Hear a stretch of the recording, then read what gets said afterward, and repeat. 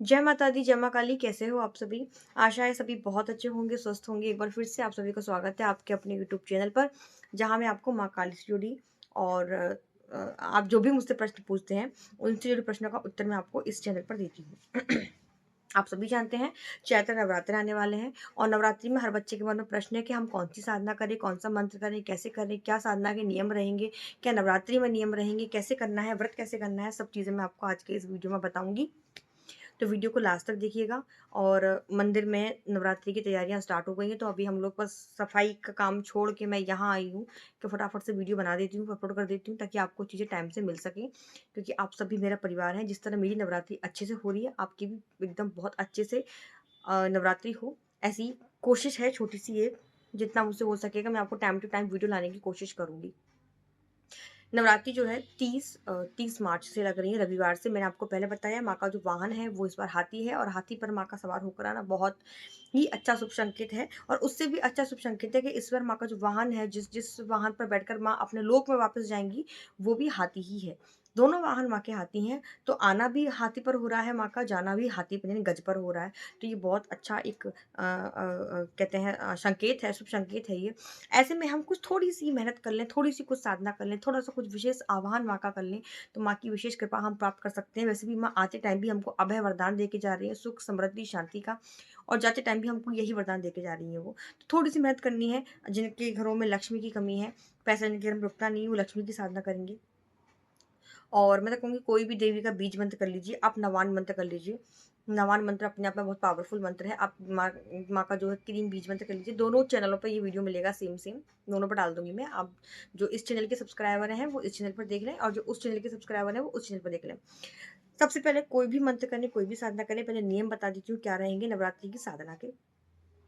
नवरात्रि की साधना के नियम है कि आपको 9 दिन व्रत करना है, ठीक है? आप 9 दिन किसी के घर के मतलब किसी और के घर का पानी भी नहीं पिएँगे, किसी और के घर का खाएँगे भी नहीं। आपको अपना ही खाना है। आप किसी और के घर का खाते हैं तो उस आपका जो पूजा पाठ है उसका वो जो पुण्य फल है वो सामने वाले व्यक्ति को मिलेगा, ठीक है? तो किसी दूसरे के घर का आपको खाना नहीं है, अपने ही घर का खाना है। फल-फ्रूट खा सकते हैं, फल-फ्रूट से व्रत करें। आपके शरीर में क्षमता नहीं है तो आप एक टाइम अन्न खा के रह सकते हैं। वैसे 9 दिन का व्रत किया जाता है तो अन्न तो इसमें आप ना ही खाएँ तो ज़्यादा अच्छा है। आप इसमें फलाहार ले सकते हैं एक टाइम पे, और सुबह के टाइम पे जूस, चाय, दूध ये सब चीज़ें ले सकते हैं, ठीक है? ये हो गया।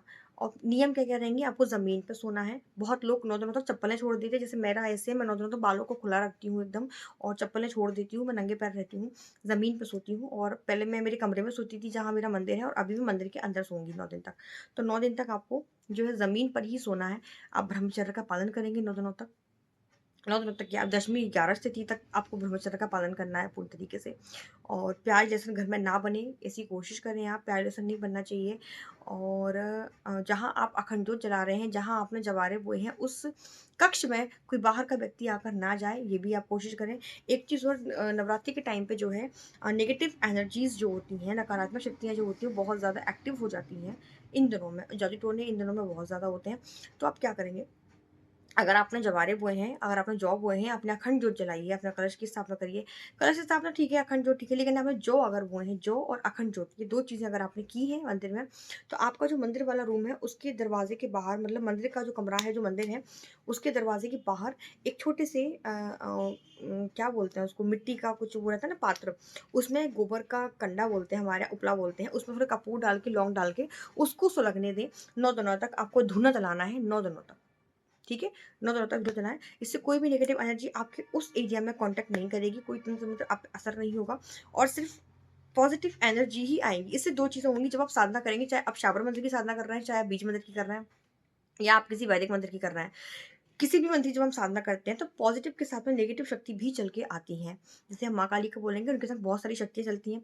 उनके मंत्रों का जब हम आह्वान करते हैं तो बहुत सारी चीज़ें चल के आ जाती हैं। तो ऐसे में क्या करना है, हम बाहर मंदिर के बाहर हम गोबर का उपला उसमें करके कपूर-वपूर डाल के, लौंग-वोंग डाल के उसमें हम 24 घंटे के लिए, मतलब 9 दिनों के लिए ये धूना उसमें जलना चाहिए, ये आपकी ज़िम्मेदारी है। इससे क्या होगा, जब एनर्जीज़ घर में आएँगी तो सिर्फ़ पॉजिटिव एनर्जी ही आप तक पहुँचेगी, नेगेटिव एनर्जी आपको छुएगी भी नहीं।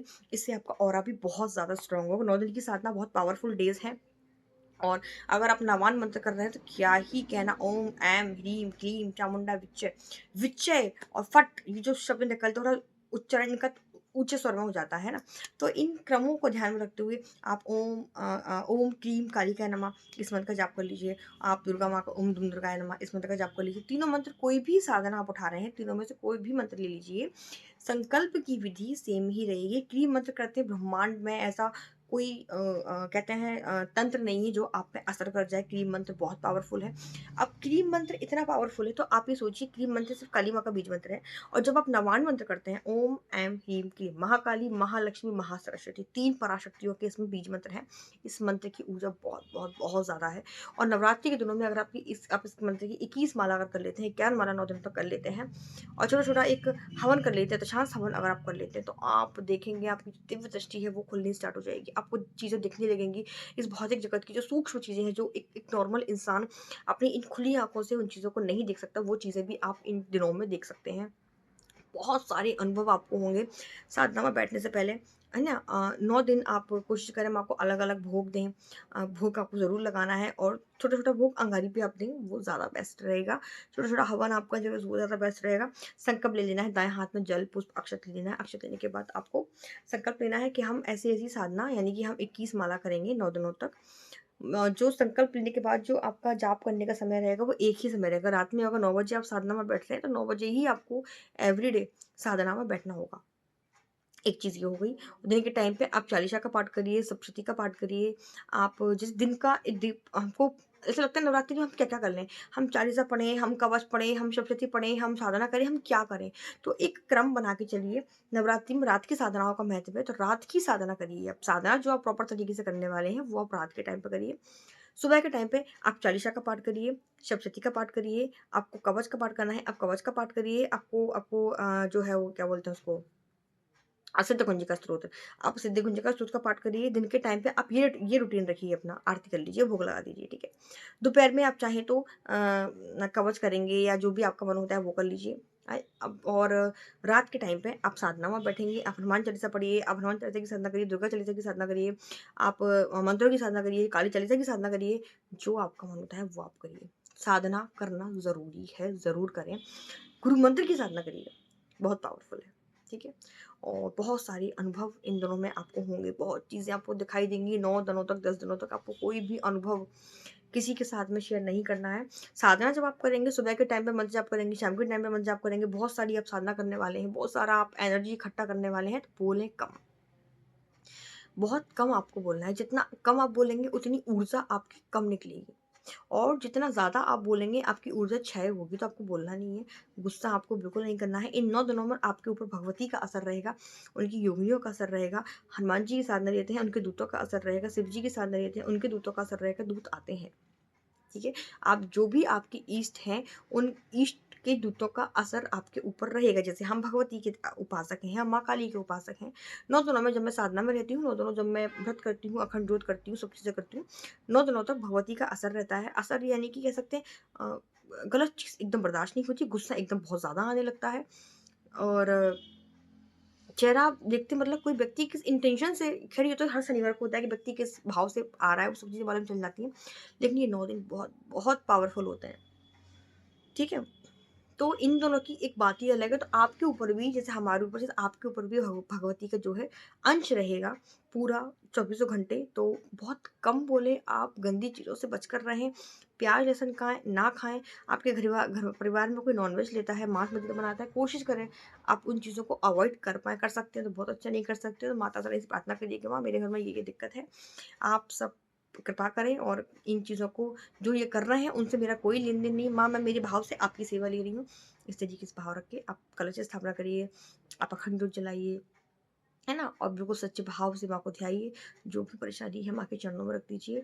चाहे तो आपकी जो परेशानी है एक कागज़ पे पेन से लाल रंग के पेन से आप लिख दीजिए, या फिर एक चीज़ मैं आपको बताती हूँ, भोजपत्र जो होता है, भोजपत्र पर आप अनार की कलम से और जो हनुमान जी वाला सिंदूर होता है, वो उसको चमेली के तेल में घोल के अच्छा सा पतला सा पेस्ट बना के भोजपत्र पर आप अनार की कलम से अपनी जो समस्या है वो लिखें। और लिखने के बाद जो है उसको ऐसे फोल्ड करके माँ के चरणों में रख दें, माँ मेरी ये समस्या है, आप इसको सॉल्व करिए। इस तरीके से आप जब साधना करेंगे, माँ के चरणों में भोजपत्र पर लिख कर समस्या रखेंगे, तो देखेंगे आप आपकी वो समस्या है जो 9 दिनों में या इस पूरे महीने के अंदर कभी भी वो समस्या बहुत जल्दी खत्म हो जाने वाली है, ठीक है? ये आप ज़रूर करें। ये मेरा आज का वीडियो है, आशा कर रही हूँ आपको पसंद आया होगा। दूसरी चीज़, नवरात्रि में आप सभी माँ के भोग की सेवा, माँ के 1 दिन के श्रृंगार की सेवा और अखंड ज्योति की, जवारे की, भंडारे में, अन्न क्षेत्र में आप ज़रूर सेवा दें। आप सबके साथ की सहयोग की मुझे बहुत ज़्यादा ज़रूरत है, बहुत ज़्यादा ज़रूरत है, ठीक है? तो जल्दी मिलेंगे दूसरे वीडियो में। सभी को जय माता दी, जय माँ काली, सभी को बहुत सारा प्यार।